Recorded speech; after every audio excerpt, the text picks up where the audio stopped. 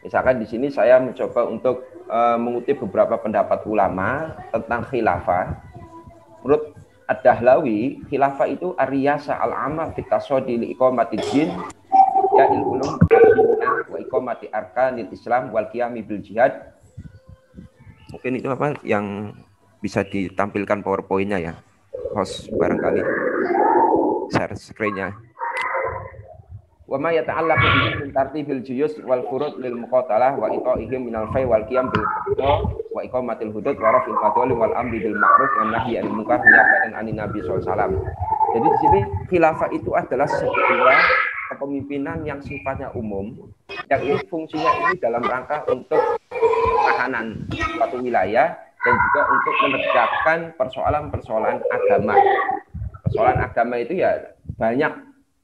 Istilahnya di sana isinya persoalan agama itu menghidupkan ilmu-ilmu agama, menegakkan rukun-rukun Islam, kemudian juga menegakkan jihad dan segala hal yang berkaitan dengan qada, keputusan hakiman dan menghilangkan kezaliman, amar ma'ruf nahi munkar dan seterusnya.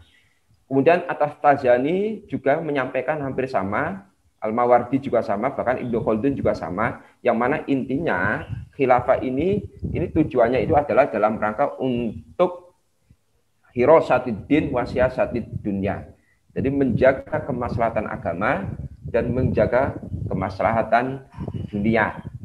Nah, fungsi ditegakkannya khilafah itu yaitu dalam rangka untuk bisa terlaksananya fungsi-fungsi keagamaan di suatu wilayah dan juga fungsi-fungsi dunia. Dalam hal ini dunia yang kita pahami ini seperti Imam Al-Ghazali itu bukan dunia dalam pengertian tasawuf ya. Artinya dunia di sini dunia dalam rangka untuk melengkapi apa yang kita lakukan untuk urusan-urusan agama. Karena ketika kita beribadah, sholat katakanlah, kita itu butuh perangkat-perangkat duniawi. Kita sholat masjid, kita sholat memakai sarung, kita sholat memakai sejadah dan sebagainya. Itu kelengkapan-kelengkapan itu harus ada. Dan ada pernyataan dari Wahbah Zuhaili bahwa di sana sebenarnya khilafah itu bukan suatu bentuk baku pemerintahan. Artinya ada beberapa alternatif lain, misalkan seperti al-imamah al-udmah, jadi pemimpin tertinggi atau imaratul mukminin awil khilafah, itu semuanya itu konsepnya sama. Mengemban tugas yang sama, yaitu memiliki fungsi kekuasaan pemerintahan tertinggi. Nah, kemudian dia mengatakan la tustaratu sifatul khilafah, tidak disyaratkan harus menggunakan model-model khilafah. Yang paling penting wa innamal muhim wujudud daulah umassilah biman yatawalla umuroha. Yang paling penting itu adalah adanya sebuah daulah ataupun pemerintahan yang ini nanti diperankan oleh seorang pemimpin yang mengatur pemerintahan tersebut dan dia mengurusi segala hal yang berkaitan dengan pemerintahan dan menghalau ataupun menolak ketika ada gangguan-gangguan terhadap wilayah-wilayah tersebut. Nah, di sini Wahbah Zuhaili tidak mengatakan khilafah adalah satu-satunya cara yang harus dilakukan, sehingga salah kalau misalkan orang mengatakan khilafah itu adalah sesuatu yang harus, itu juga kurang tepat juga, karena masih ada alternatif-alternatif yang lainnya. Bahkan di Musyawarah Nasional Alim Ulama pada tanggal 1-2 November 2014 itu sudah jelas persoalan tentang bentuk negara di kalangan Nahdlatul Ulama itu sudah dipertegas bahwa Islam tidak menentukan atau tidak mewajibkan suatu bentuk negara atau sistem pemerintahan tertentu bagi para pemeluknya. Nah, bentuk apapun silakan, mau bentuk modelnya kerajaan, mamlakah, atau bentuknya republik, demokrasi, teokrasi dan sebagainya, itu dipersilakan. Asalkan itu nanti bisa memenuhi sebagai fungsi tadi itu untuk hirasatuddin wa siyasatid dunya, kemaslahatan agama itu bisa terpenuhi dan juga kemaslahatan duniawi itu bisa terpenuhi. Lanjut slide-nya. Nah, saya menemukan ada hadis Nabi yang ini setelah saya telusuri dari segi sanad, hadis ini derajatnya hasan. Kalau menurut versi Ibnu Hibban, ini hadis ini derajatnya sahih karena ada di dalam sahih Ibnu Hibban. Nah, di sana dikatakan bahwa al-khilafatu salasuna aman. khilafah itu hanya sampai masa 30 tahun. Kemudian setelah itu adalah ba'da dzalika al-mulku, itu masa mulk atau kerajaan. Kemudian Safinah seorang sahabat Nabi, itu sering ikut bersama Rasulullah. Dia mengatakan coba kita hitung khilafah Abu Bakar itu yang 2 tahun.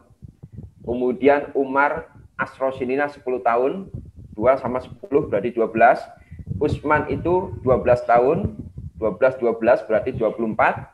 Kemudian Ali itu 6 tahun, berarti pas 24 sama 6 itu adalah 30 tahun. Dan ini sesuai dengan yang disabdakan oleh Rasulullah. Padahal ini Rasulullah ketika dawuh ini sebelum terbentuknya khilafah Khulafaur Rasyidin. Rasulullah sudah memprediksikan bahwa khilafah itu hanya 30 tahun.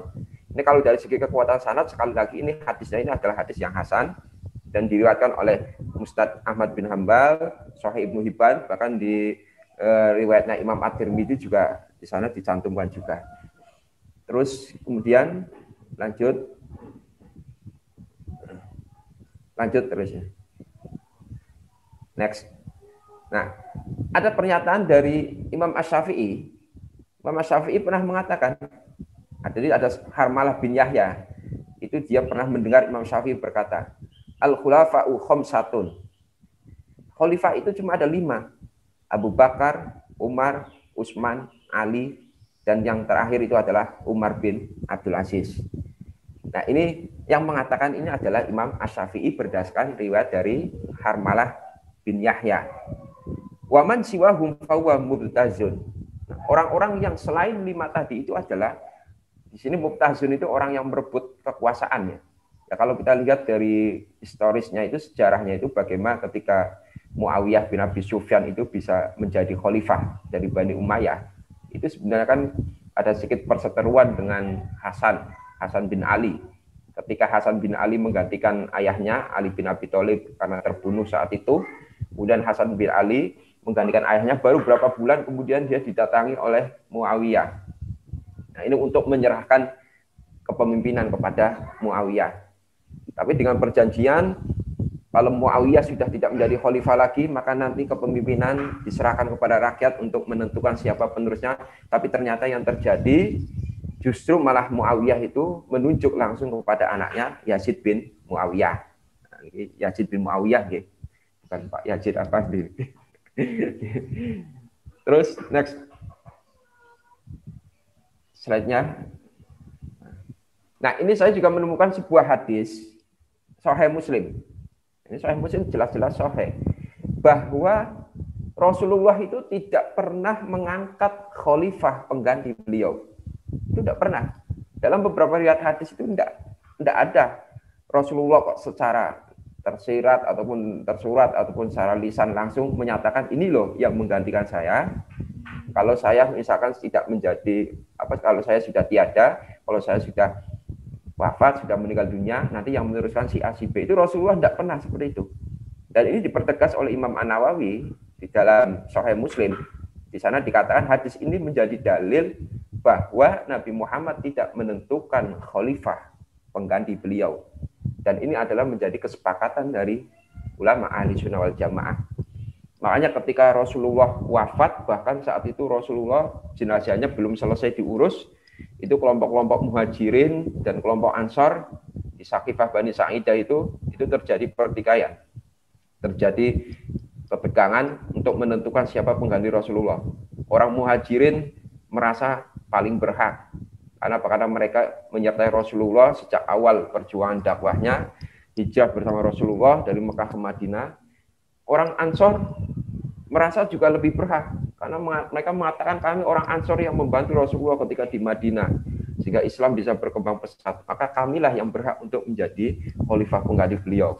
Nah, itu hampir terjadi godot-godotan. Ada lagi kelompok pendukung Ali yang menyatakan bahwa yang menjadi khalifah itu adalah harus dari jalur nasab yang dekat dengan Nabi Muhammad, yaitu yang dipilih dalam hal ini adalah Ali. Nah, kemudian pertikaian bisa diselesaikan, singkat cerita akhirnya dipilihlah saat itu Abu Bakar menjadi khalifah. Yang menentukan Abu Bakar sebagai khalifah ini adalah berdasarkan kesepakatan umat Islam saat itu di Saqifah Bani Sa'idah, yang kemudian di esok harinya dibaiat secara massal untuk menjadi khalifah pengganti Rasulullah. Lanjut slide-nya. Nah, persoalan imamah ataupun persoalan tentang kepemimpinan itu adalah persoalan fikih. Seperti yang kita ketahui, dalam persoalan fikih itu banyak sekali terjadi perbedaan pendapat. Banyak sekali sesuatu yang sifatnya dzonni, bukan sesuatu yang qot'i. Nah, karena ini persoalan-persoalan fikih dan tidak ada kaitannya dengan akidah, maka sangatlah tidak benar kalau ada pernyataan orang yang tidak setuju dengan khilafah lalu dianggap kafir, tidak setuju dengan khilafah dianggap murtad, atau dia tidak setuju dengan model khilafah ala Hizbut Tahrir yang mengatakan itu kalau nggak setuju dengan ide-ide yang dibawa oleh Hizbut Tahrir ini berarti anti-Islam. Ini sangat-sangat tidak tepat karena ini tidak ada kaitannya dengan persoalan akidah. Justru kalau orang mengkait-kaitkan persoalan imamah dengan persoalan akidah, ini kan yang dianut oleh bagian kelompok-kelompok Syiah Imamiyah yang mengatakan bahwa persoalan imamah itu kaitannya dengan persoalan keimanan. Jadi kalau kita tidak sepakat dengan imamah, itu tidak menyebabkan kita itu kemudian kafir, enggak. Kalau mungkin berdosa, ya, tapi tidak sampai melepaskan status kita dari keislaman kita. Imam Al-Ghazali, Imam Al-Amidi, dan Imam At-Taftazani, ini di sini mereka semua menyatakan bahwa I'lam anan nadhra fil imamah aidon laisa minal muhimmat wa laisa aidon minal fanil maqulat bal minal fiqhiyat. Jadi persoalan imamah ini bukan persoalan akidah tapi persoalan masalah fikih. Dan Imam Al-Amidi juga dengan redaksi yang sedikit berbeda tapi substansinya sama, mengatakan laisa min usulid diyanat, bukan masalah yang pokok, bukan masalah yang prinsip. Bahkan wala minal umuri al labuddiyat, bukan persoalan-persoalan yang harus. Bihaitsulah yasaul mukallaf al-irad anha wal jahlu biha, bal la umri innal mu'rid anha la arja minal waghil fiha. Bahkan Imam Al-Ghazali, Imam Al-Amidi, dan Imam At-Taftazani ini mengatakan justru malah kita tidak berdebat tentang persoalan masalah khilafah ataupun kepemimpinan itu justru malah lebih selamat. Karena apa? Karena bisa menghindarkan kita dari fanatisme dan juga bisa menghindarkan dari ketegangan, perselisihan yang terjadi. Ya seperti yang kita saksikan sekarang ini ketika kita berhadapan-hadapan ya head to head dengan orang-orang pengusung khilafah, itu yang terjadi cuma emosi yang meluap, amarah yang meluap. Maka saya sepakat tadi seperti yang dikatakan Pak Yazid, Pak Muhtarom juga, itu kita tidak lagi harus dengan menghadapi mereka secara fisik, enggak, tapi kita ajak mereka untuk berdialog. Nah ini tinggal persoalannya mereka mau atau tidak ini untuk diajak dialog dan terbuka ini.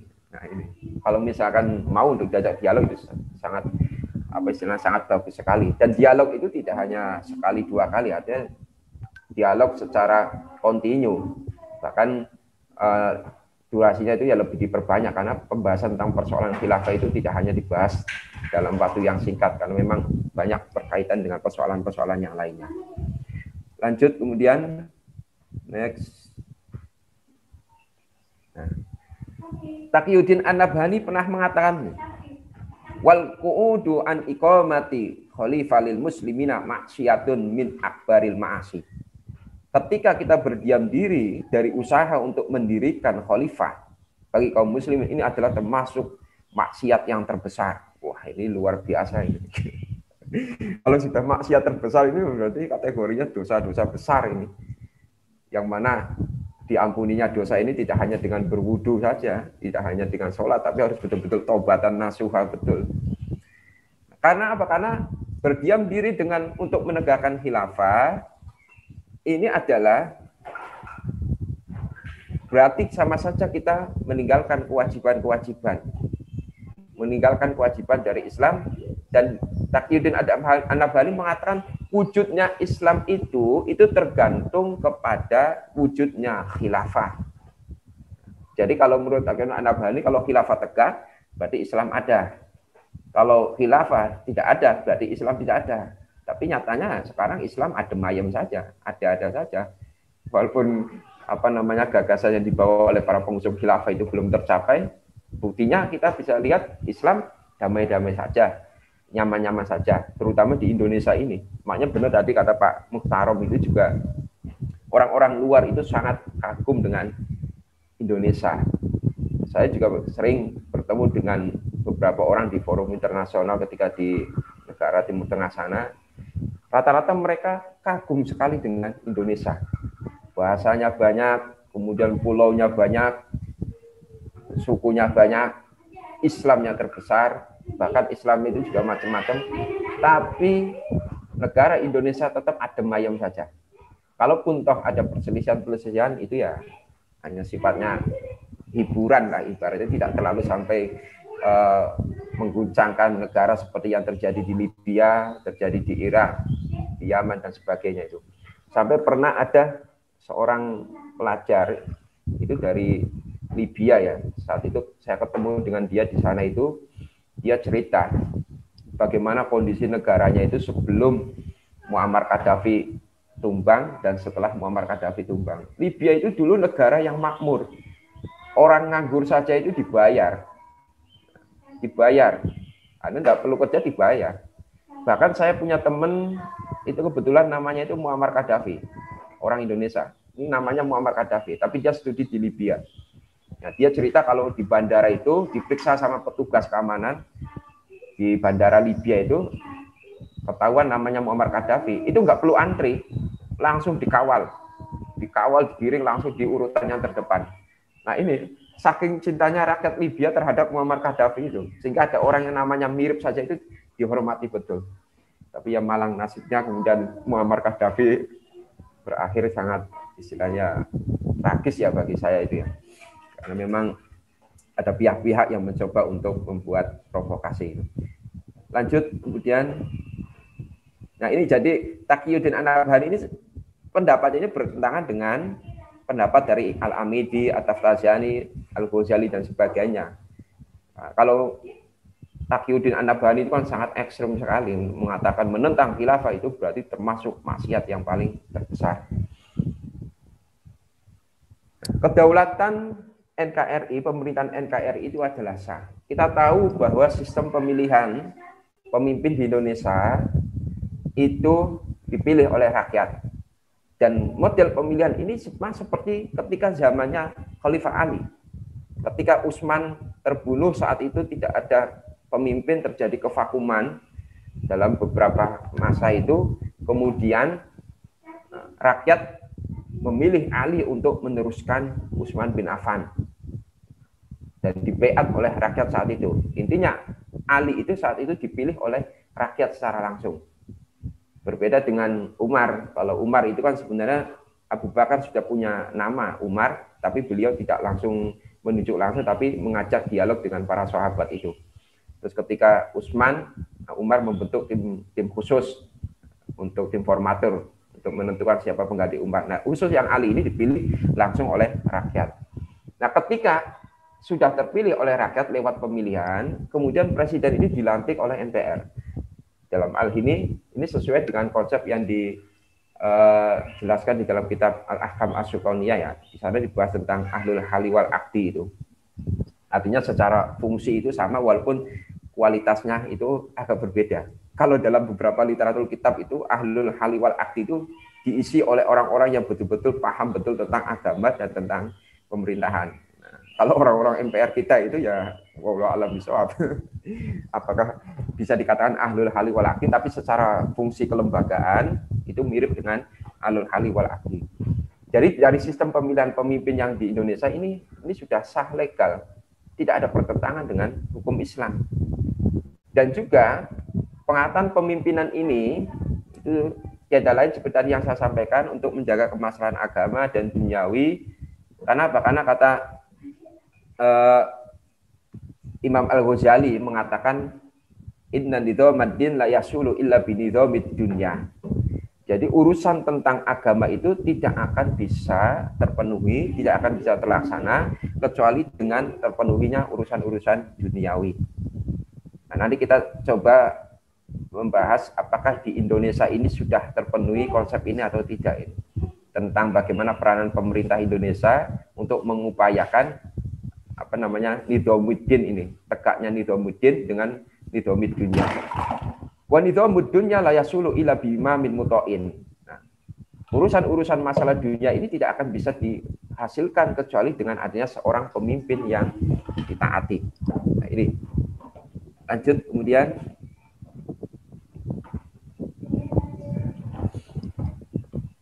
ada sebuah keterangan dalam sebuah kitab Bughyatul Mustarsyidin. Ini sekali lagi karena saya atas nama LBM ya, jadi harus banyak referensinya. Kayak bahasa masail itu. Dalam kitab Bughyatul Mustarsyidin di sana dikatakan bahwa NKRI itu negara Islam, bukan negara kafir atau bukan negara tauhid. Jadi kalau ada orang mengatakan Indonesia itu negara kafir, negara tauhid, mungkin dia belum membaca referensi ini. Di sana dikatakan kullu mahalin qadaru muslimun sakinun bihi alal imtina minal harbiyina fi zaman minal asman yasiru darul Islam. Tajri alaihi ahkamu fi dzalika zaman wa ma ba'dahu wa in qata imtina'ul muslimin bi istila'il kufari alaihim wa man ihim min dukhuli wa ikhrajim minhu wa inaidin fatasmiyatu daru harbin suratan la hukman. Jadi Indonesia itu walaupun dulu pernah dikuasai oleh penjajah, dalam hal ini Hindia Belanda dan Jepang, itu tidak kemudian lantas melepaskan status Indonesia itu sebagai Darul Islam. Kenapa? Karena dulu sebelum datangnya penjajah, wilayah Indonesia atau Nusantara itu dikuasai oleh umat Islam mayoritas saat itu ya. Setelah masanya Hindu Buddha kemudian dominasi dimiliki oleh umat Islam. Maka faulima anna ardo Batawi, diketahui bahwa Betawi bal wa ghalibu ardi Jawa, bahkan mayoritas daerah-daerah di Jawa itu daru islamin. Itu adalah daru Islam, negara Islam. Kenapa? Karena istilah ilmu muslimin alaiha sabiqon qoblal kufar. Orang-orang Islam pernah menguasai wilayah-wilayah tersebut sebelum kedatangan para penjajah.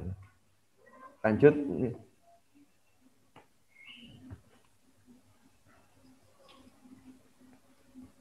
Nah, ada juga keterangan di dalam sebuah kitab di Hasyiah Sulaiman Al-Jamal, di sana dikatakan anna darul Islam salah satu aksamin. Darul Islam ataupun negara Islam itu ada 3 bagian. Bagian yang pertama itu adalah yaskunuhul muslimun, wilayah yang dihuni oleh orang-orang Islam. Jadi kalau ada wilayah yang dihuni oleh orang-orang Islam, maka itu secara otomatis dikatakan sebagai Darul Islam. Ini yang pertama. Jadi memang mayoritas sana orang Islam, bahkan 100% itu adalah orang Islam. Wa qismun fatahuhu aqaru ahlahu alaihi bijizyah malakuhu aula.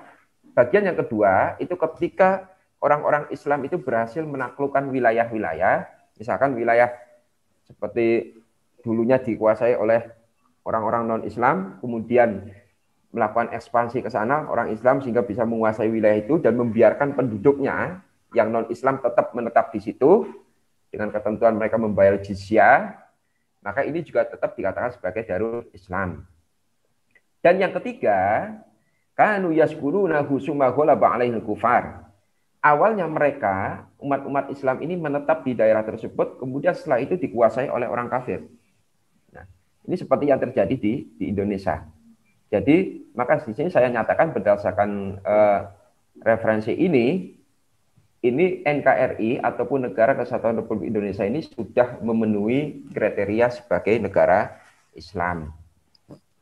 Jadi, salah kalau ada orang mengatakan Indonesia itu negara kafir, negara tauhid, itu adalah salah besar. Lanjut, kemudian.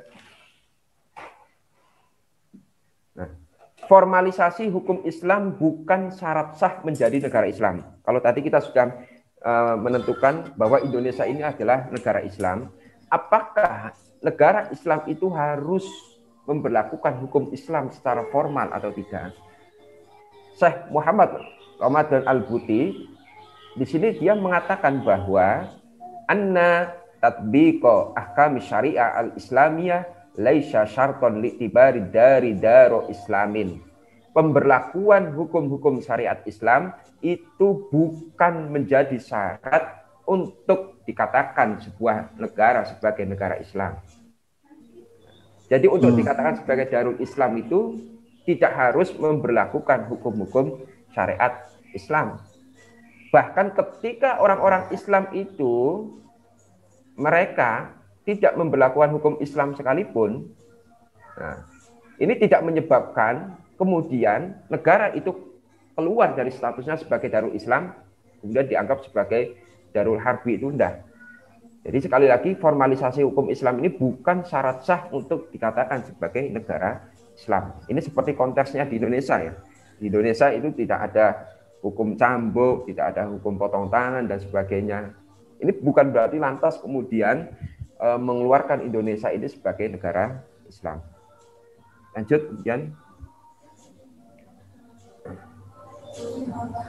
Ini hubungan agama negara yang ideal. Kita ketahui ajaran Islam itu ada yang sifatnya privat, ada yang ritual peribadatan, ada yang sifatnya publik. Kalau urusan yang privat tentang keyakinan, akidah dan sebagainya, negara tidak punya campur tangan.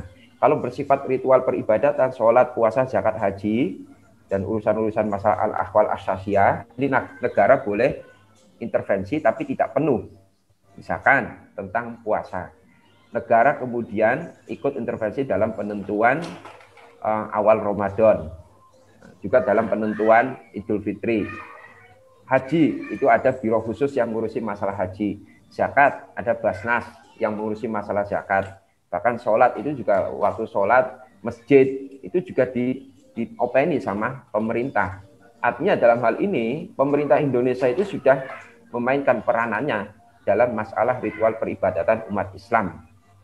Kemudian ada ibadah yang sifatnya publik, yang jinayah, siasah, muamalah dan sebagainya. Yang ini membuka peluang untuk kemudian bisa diinkludkan di dalam undang-undang yang ada di Indonesia, tapi itu juga dengan proses yang bijak. Dan kita juga ketahui bahwa Indonesia sudah mengadopsi beberapa hukum Islam seperti dalam KHI ya, kompilasi hukum Islam. Nah, itu sudah ada hukum juga tentang masalah ekonomi Islam, itu juga sudah aturannya sudah ada, dan beberapa ketentuan-ketentuan yang lain yang dalam rangka untuk mendukung ibadah umat Islam.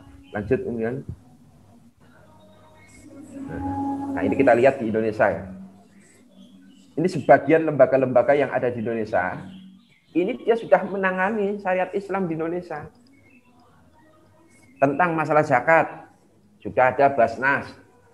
Tentang pendidikan Islam, sudah ada Dirjen Pendidikan Islam. Tentang masalah haji umroh, sudah ada lembaga yang ngurusi. Bahkan jaminan produk halal, itu juga sudah ada. Tentang wakaf sudah ada. Tentang ruqyat, hisab, dan persoalan-persoalan syariah dan yang lainnya itu sudah ada. Tentang kemasjidan itu juga ada. Bahkan dalam penanggulangan masalah kemaksiatan, nahi mungkar, negara juga ikut berperan. Kita tahu bahwa minuman keras, homer, narkoba itu kan diharamkan. Kemudian negara membentuk Badan Narkotika Nasional. Kemudian juga kita tahu korupsi itu adalah sesuatu yang diharamkan. Kemudian negara membentuk Komisi Pemberantasan Korupsi. Yang ini katanya mau diganti namanya Komisi Pencegahan Korupsi. Jadi tidak memberantas tapi dicegah. Kalau memberantas kan berarti sudah terjadi, korupsi baru diberantas. Makanya ada yang mengusulkan diganti Komisi Pencegahan Korupsi, sama KPK tapi pencegahan.